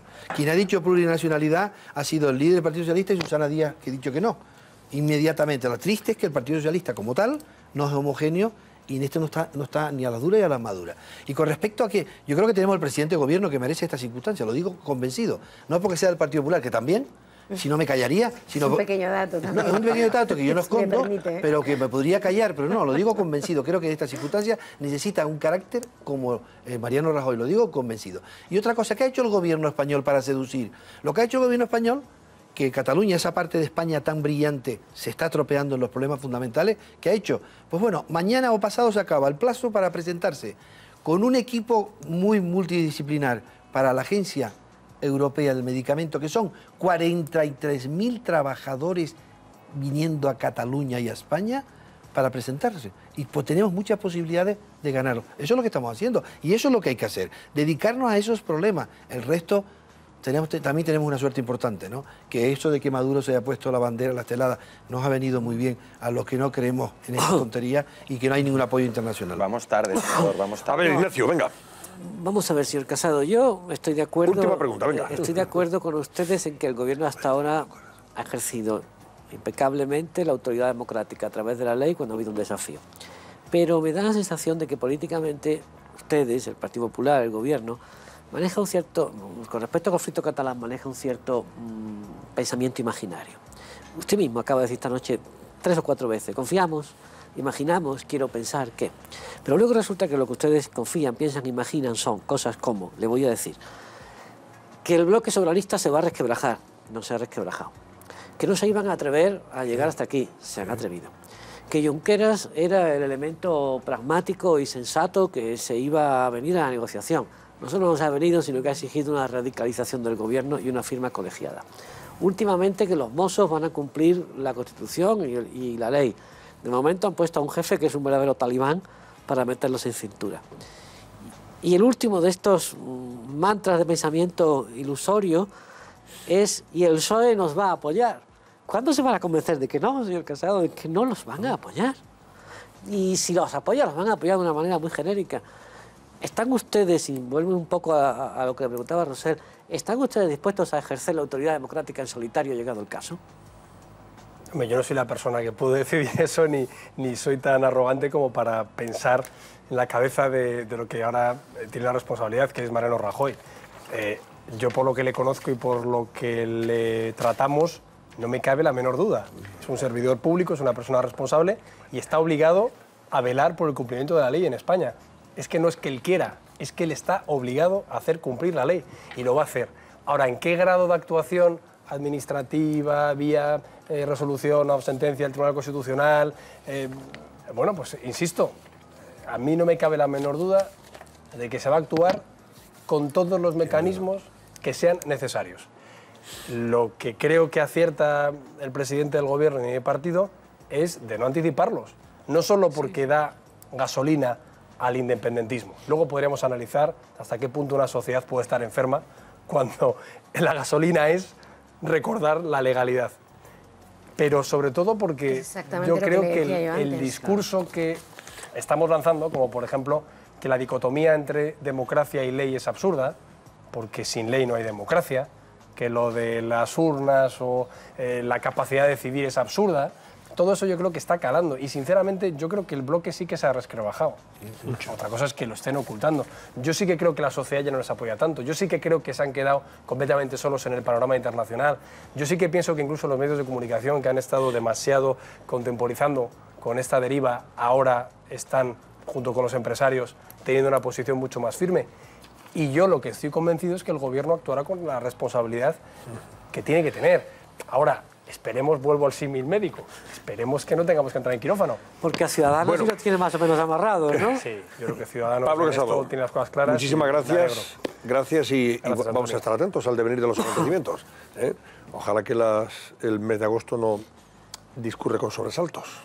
Eso espero. Y que septiembre tampoco tengamos que lamentar nada. Vamos a ver qué queda la cosa. Gracias y buenas noches, Muchas Pablo gracias, Casado. Antonio. Gracias. Vamos a ver, estamos pendientes de una comunicación con Raquel Garrido. Raquel Garrido es hermana de Pilar. Pilar, como saben, es la joven valenciana secuestrada en el estado de Tamaulipas, uno de los más peligrosos de México, donde operan dos cárteles disputándose ese territorio, el de la extorsión y las drogas que luego introducen en Estados Unidos, los Zeta y el cártel del Golfo. Pilar fue secuestrada el pasado 2 de julio cuando regresaba en el coche familiar junto a su marido y su bebé después de un día de playa. Raquel, como digo, es su hermana. ¿Tenemos a Raquel al teléfono? ¿Todavía no? Bueno, pues mientras comunicamos con ella, dime cómo va ahora mismo el barómetro, Susana Ollero. Pues les estamos preguntando a nuestros espectadores si hay que limitar mandatos en las presidencias de organismos públicos y ahí tenemos los resultados. Un 56% de la audiencia piensa que sí, que hay que limitar esos mandatos y un 44% opina lo contrario. Pueden seguir llamando hasta el final del programa, recuerden. Por cierto, se está celebrando un juicio a un tuitero desaprensivo y miserable, un tal Darío GP, que conviene recordar por qué está respondiendo ante la justicia. Susana. Pues sí, ha sido juzgado hoy mismo este tuitero. Tenemos datos sobre él. Es un joven de 26 años de Barcelona y la Fiscalía pide para él 2 años de cárcel y 8 años de inhabilitación. Vamos a ver algunos de los tuits por los que está siendo juzgado. Hemos seleccionado el último, justamente ahí lo están viendo. Yo desde aquí no lo puedo leer. A ver si me acercan mis compañeros. Ahí lo tengo. Increíble que liberen al golpista fascista de Leopoldo López y no sea para fusilarlo. Maduro, así no. Este es el último que tenemos de hace unos días, pero vamos a ver los que publicó hace 2 o 3 años y por los que está siendo juzgado Daniel P. Ahí lo tenemos. Y me hundo como la nuca de Miguel Ángel Blanco. Tenemos más tweets porque él agrede a Esperanza Aguirre, a Miguel Ángel Blanco. Ahí está, quiero un selfie con la nuca de Miguel Ángel Blanco. Este tío está loco. ¿Qué edad tiene este tipo? 26 años. 26 años puede escribir estas cosas. Memeo en la Asociación de Víctimas del Terrorismo. Ha vilipendiado, como decíamos, a víctimas del terrorismo, a Esperanza Aguirre. También tenemos uno. Aquí está. Responder a Esperanza Aguirre: asesina de niños, se te queda corta. Que vuelvan los Grapo o ETA y te den tu merecido. Escoria ha llegado a afirmar Darío, este joven que hoy mismo ha sido juzgado por la Audiencia Nacional. Y tenemos este otro. En vez de tirotear Charlie, que es ese semanario... Sí, Charlie Hebdo. Exactamente, que fue tiroteado por yihadistas, podían haber ido a la redacción del Mundo o El País mucho más productivo. Pues ahí tienen los tweets que hemos seleccionado y por los que, repito, está siendo juzgado este joven de 26 años, por lo que la Fiscalía le pide 2 años de cárcel, se enfrenta a esos 2 años de cárcel y 8 años de inhabilitación. ¿Cómo se puede escribir estas barbaridades? Hay que ser muy canalla. ¿Tenéis conocimiento en El Mundo, por ejemplo? Bueno, cualquiera, vamos, ha elegido 2 cabeceras, El Mundo en este caso y El País, pero podía haber elegido perfectamente cualquier otra cabecera o cualquier otra persona. Es que hay que estar muy enfermo de odio, de verdad. Enfermo de odio. Ojo con esto, porque el Supremo hace justo un año, en un caso relativamente similar, de una tuitera que también había hecho tuit. Pero mira lo que el titular, perdóname, Ignacio, el tuitero acusado de mofarse de Miguel Ángel Blanco al tribunal le dice: no sois nadie para juzgarme. Pero ¿quién es este tío? Pero este le tienen que caer, pero vamos, los 2 años enteros. Es que os iba a decir, es que el año pasado había una sentencia del Supremo, no era tuitera, no era Cassandra, era una tuitera que había hecho también mofas de terroristas, de atentados terroristas, y el Supremo dice taxativamente que el delito de odio no está amparado por la libertad de expresión. Claro. Esto no son chistes. Esto es un personaje resentido, tarado y enfermo, que por cierto tiene 26 años, ¿verdad? Pues yo quiero saber su nombre. Porque ¿Quieres saber? Su nombre. Claro. Porque las iniciales protegen a los menores. Eso es. Que esto no es libertad de expresión, esto es enaltecimiento del terrorismo. Es decir, y este señor, ¿por qué no conocemos? Todos los medios están dando sus iniciales. Que estamos viendo a Ángel María Villar, que tiene la misma presunción de inocencia que él, paseado por la Guardia Civil. Queremos saber su nombre, simplemente para saber qué clase de canalla es. Queremos saber su nombre. Es un canalla, yo creo que eso está claro. Pero yo creo que las redes... Perdóname, ahora volvemos sobre esto. Es que tengo que ir a la publicidad y antes quiero saludar a Raquel Garrido. Raquel, buenas noches. Buenas noches a todos. Vamos a ver, ¿no tienen ustedes noticias de su hermana desde el pasado día 2? Correcto, así es. Técnicamente el gobierno mexicano no considera que esté secuestrada, está desaparecida nada más. Ahora mismo sí, una vez pasa las 72 horas primeras y no hay llamada, pasa a otra vía. Pero a nosotros nos va bien que vaya por esa vía porque entonces se empezó la búsqueda. ¿Y por qué no se ha sabido hasta ahora que estaba secuestrada desde el día 2, concretamente? Pues porque Raquel. la policía, tanto española como mexicana, no nos lo aconsejaban. Ellos llevaban una investigación. Ahora mismo querían pues que la ciudadanía nos ayudara, que se menearan allí ciertas cosas y entonces ahora ya nos han recomendado hacerlo público. Ha llegado donde tiene que llegar. Ahora mismo ya están en las noticias de México, ya ha salido en televisión, en prensa. Está toda la gente movilizada y por lo que me consta por las fuentes policiales, efectivamente allí ahora mismo se está haciendo todo lo posible. O sea, realmente la palabra es que nunca habían visto un caso así de tanta movilización en México. Recuérdenos, Raquel, cómo secuestraron a su hermana. Porque aquí hemos conocido, sí, que iba en el coche, viajaba en el coche, pero ¿qué pasó? ¿Y dónde fue? Pues efectivamente, primero fueron a la playa, a la zona La Pesca y volvían a casa a Ciudad Victoria. A mitad del camino la carretera está cortada, les desvían a una carretera secundaria pasando Soto la Marina, que es un pueblo que hay allí, pues a unos kilómetros. Cuando se dan cuenta llevan a un coche detrás. Cuando se dan cuenta llevan unas pistolas, los hacen aparcar en un lateral de la carretera, llevan a un niño pequeño detrás sentado, que es mi sobrino. Imagínate la situación.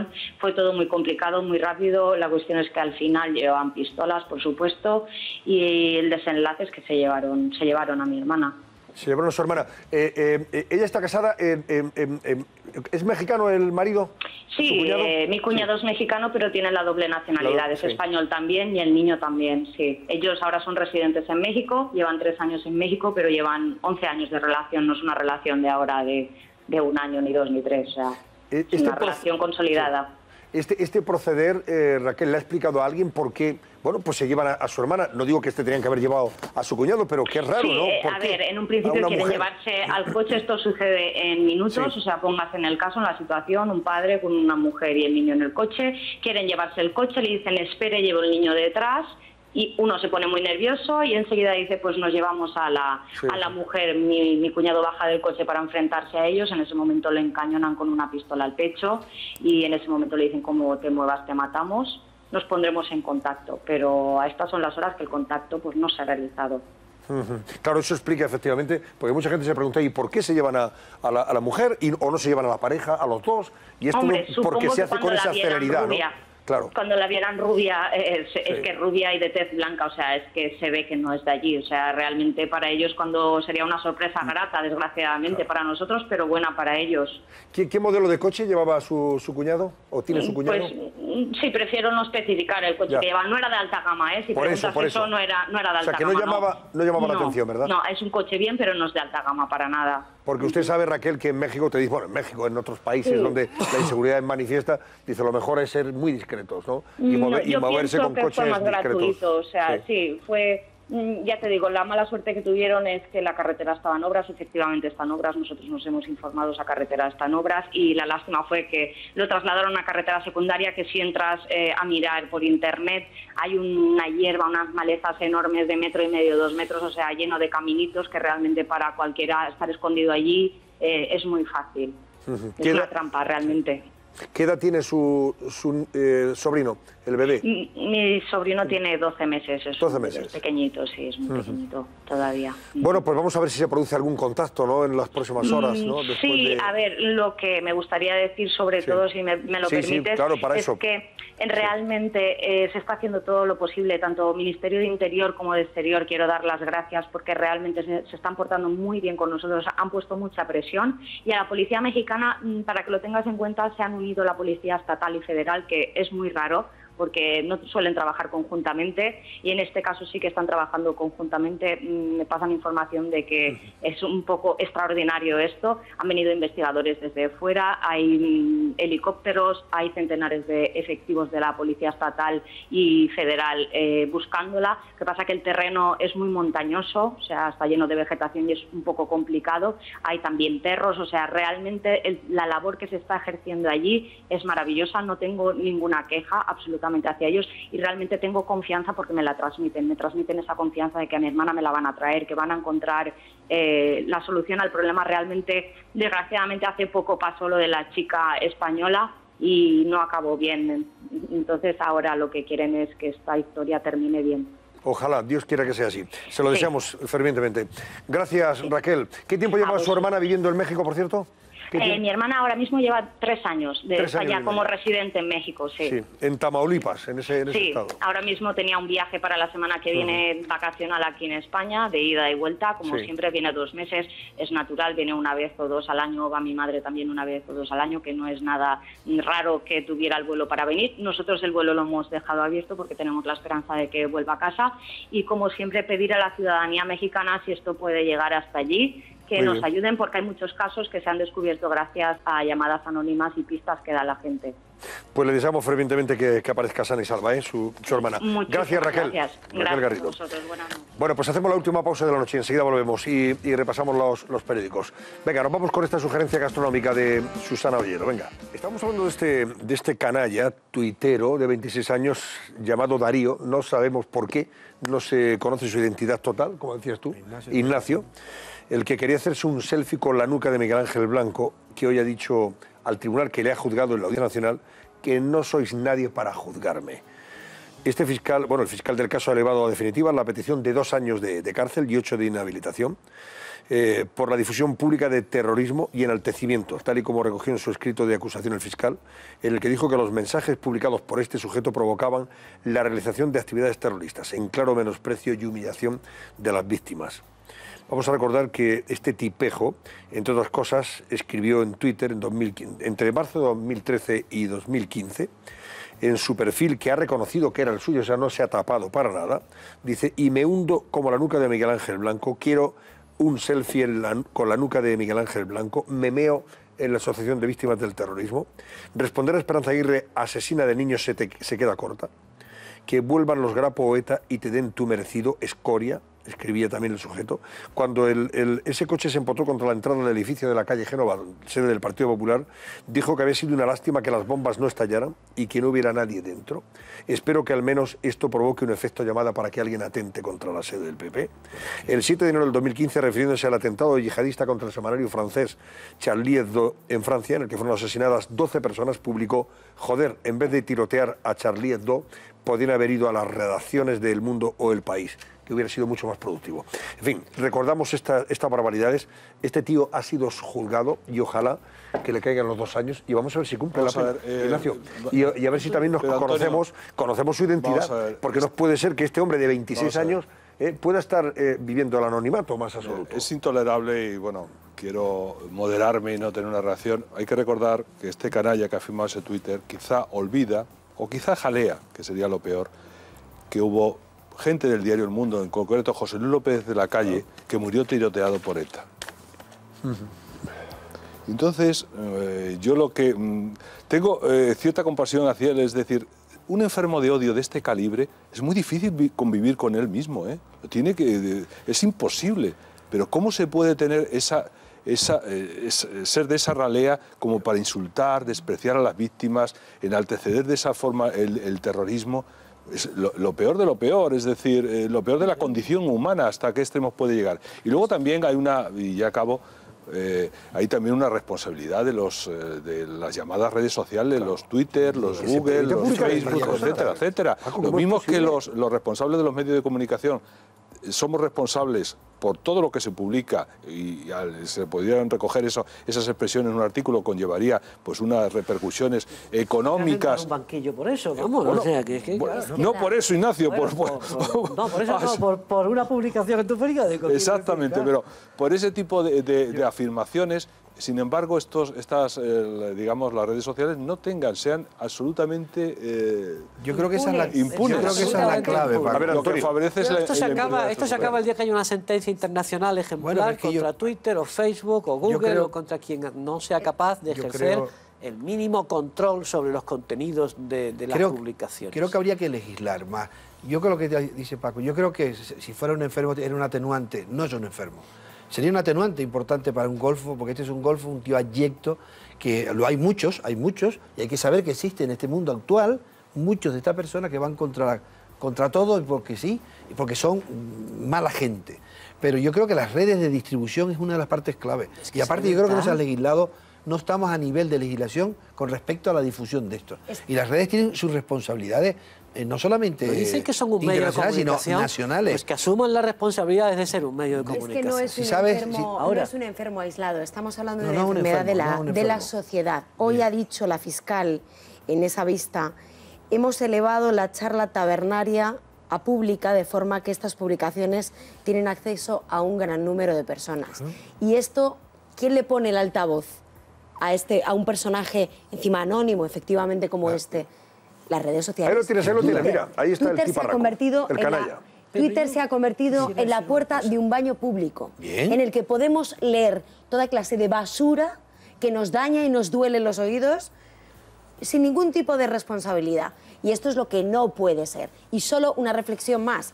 Oye, estoy harta, efectivamente estoy completamente de acuerdo con lo que decía antes sobre la jurisprudencia del Supremo e Ignacio Camacho. Esto no es un delito, no es el ejercicio pleno de la libertad de expresión. Esto es un delito como la copa de un pino de enaltecimiento del terrorismo. Y la mejor prueba, además, del sectarismo de esta gente, oye, es muy curioso que siempre acaban saliendo los mismos, porque esto no es nuevo, ¿eh? Que es que hablo de enfermedad social porque hemos visto a Casandra con lo de Carrero Blanco, a millones de humoristas y no humoristas, porque si fuera humor hablaríamos de otra cosa. Es muy curioso que siempre sale Miguel Ángel Blanco, Esperanza Aguirre, lo demás duele, el Partido Popular, las víctimas del terrorismo. Memeo decía, qué barbaridad, en la Asociación de Víctimas del Terrorismo. No he oído todavía a ninguno de estos cobardes, unos poniendo la cara como Casandra, otros no poniéndola como este tal Darío. Que no se llamará Darío, además. No he oído a nadie hacer el mismo comentario y no quiero que se haga de nadie, que conste en acta, pero a ninguno lo he oído con los abogados de Atocha, con Santiago Carrillo. Es curioso que solo se toca un determinado perfil de víctimas. El odio en Twitter es multidireccional. El odio en Twitter es curioso. Perdonadme, lo pero que tú sale en lees las noticias y lo que hasta llega... tú esta noche posiblemente te asomes a Twitter y hay alguien que te insulta. A los juzgados Ojo con es esto, Miguel Ángel Blanco, Carrero Blanco, el Partido Popular... No es así. Es verdad, incluso en el aspecto deportivo, pero yo quisiera hacer una reflexión un poco más genérica, y es que qué demonios nos ha pasado a los españoles como sociedad. En la sociedad. Sí, verás, es que hace 20 años justos, la gente joven, de 20 y tantos años como este, estaban en las calles con las manos pintadas de blanco. ¿Qué demonios ha pasado aquí para que en 20 años alguien se quiera hacer un selfie con la nuca de Miguel Ángel Blanco? Es decir, ¿en qué momento se nos ha ido esto de las manos? Y algo peor, ¿qué pasaría en España si volviera a haber un atentado terrorista? Porque tendríamos que leer 20.000 cosas como esta. Sí. Y eso es lo malo. Ignacio, no nos y algo se nos ha... Algo se ha quedado. Personajes como estos había en la misma etapa que salían cuando las manifestaciones... No había era Twitter. Sí, aplastados, o quedaban aplastados por los buenos, déjame que te lo diga así. No había redes sociales. Es decir, había grupos terroristas que tenían el apoyo de gente de esta condición. Se lo comen a un tío que diga esto en la calle. El problema es que las llamadas redes sociales las han copado ellos, las han tomado. ¿Por qué? Porque se ha instalado la impunidad más absoluta. Entonces han desplazado como espacio de discusión, como espacio de comunicación, y ellos se han apoderado de eso, y ese es el momento delicado que vivimos, y por eso las llamadas redes sociales que aspiran a esos medios de comunicación tienen que asumir su propia responsabilidad. Y esto no es una libertad de expresión, es un delito contra la libertad de expresión del conjunto de los ciudadanos, y contra en contra de otras libertades. Yo conozco muchísima gente que precisamente por lo que está explicando Paco, entre ellas me incluyo yo misma, no utiliza las redes sociales. Yo estoy dentro de Twitter, pero yo no utilizo Twitter. Primero por una cuestión de principios, porque me parece bochornoso el papel que tiene Twitter hoy en día y la repercusión de determinados contenidos. Y creo que hay muchas personas en España que ni siquiera están en las redes sociales precisamente por este sectarismo que caracteriza inhabilitan un medio de comunicación extraordinario, como si alguien dejara conducir por las autopistas a alguien a contramano, porque no se podría nos tenemos que marchar. Y quiero mostraros las portadas de los diarios, entre otros el que usted dirige, Paco Rosell. El Mundo, por todas las portadas se ocupan del caso Villar, Ángel María Villar. El fraude de los amistosos de la selección acaba con Villar, es el titular del Mundo. Detenido el presidente de la Federación Española de Fútbol, su hijo, uno de sus vicepresidentes económicos y un directivo tinerfeño. El juez acusa a Villar, que lleva 29 años en el cargo, de desviar comisiones por los derechos televisivos de partidos de España. La UCO sostiene que Gorka Villar, el hijo, decidía contra qué países debía jugar la Roja para favorecer a las federaciones que tenía como clientes.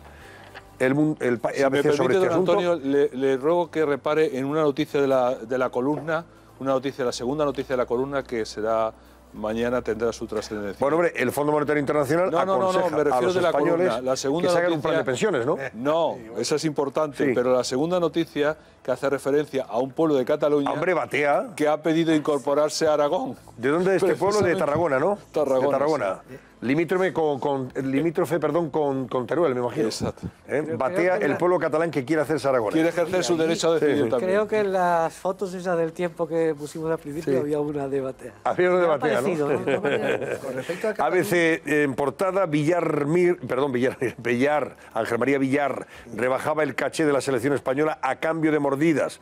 Detenido el presidente de la Real Federación de Fútbol, su hijo Gorka y su mano derecha, Juan Padrón, por saqueo continuado al calor de la edad de oro del combinado nacional.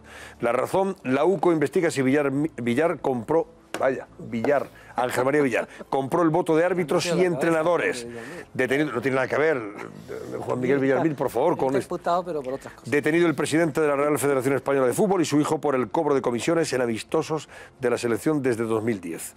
El sorteo del calendario de Liga y la final de Copa y de Supercopa quedan en el aire por el vacío de poder. El País, la corrupción amenaza el reinado de 29 años de Villar. La Guardia Civil detiene al presidente de la Federación Española de Fútbol y a su hijo tras someterlos a una investigación de 1 año. La Vanguardia, el juez detiene a Villar y a su hijo por el cobro de comisiones ilegales. También destaca La Vanguardia que el gobierno de la Generalitat impone el secreto sobre la compra de urnas. El ejecutivo de Puigdemont estudia itinerarios para eludir la acción judicial. Y El Economista, dos titulares. El Fondo Monetario Internacional pide complementar la pensión con ahorro privado. Advierte de que la elevada deuda española deja poco margen para bajar impuestos.